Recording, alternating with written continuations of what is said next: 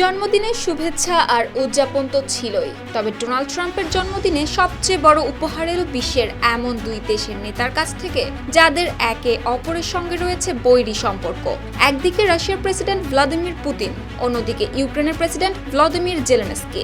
জন্মদিনে এই দুই নেতার সঙ্গেই ফোনে কথা বলেছেন তিনি, আর সেই আলোচনার মূল বিষয়বস্তু ছিল দুই পক্ষের কাছে যুদ্ধ বন্ধের আহ্বান।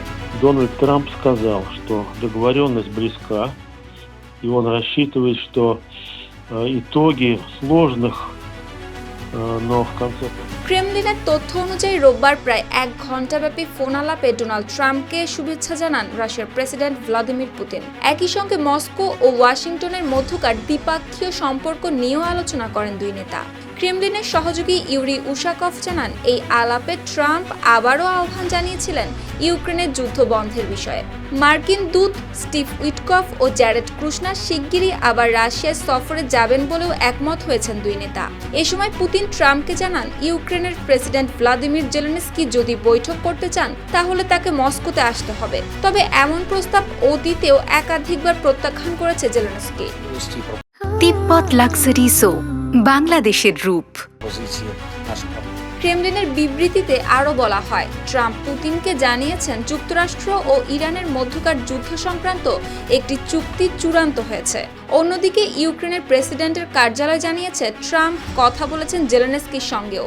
এই সময় ইউক্রেনের প্রেসিডেন্ট মার্কিন প্রেসিডেন্টকে জন্মদিনের শুভেচ্ছা জানান। জেলেনস্কির ভাষায় দুই নেতার মধ্যে অনেক গুরুত্বপূর্ণ বিষয়ে বিস্তারিত আলোচনা হয়েছে, যার মধ্যে শান্তি প্রতিষ্ঠার বিষয়টি ছিল অন্যতম।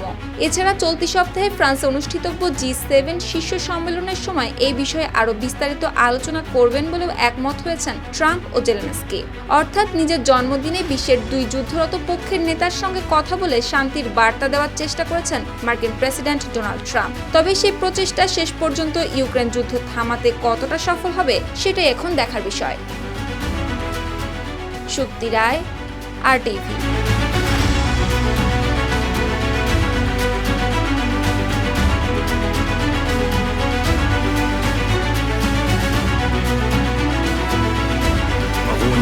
Укрзалізниці.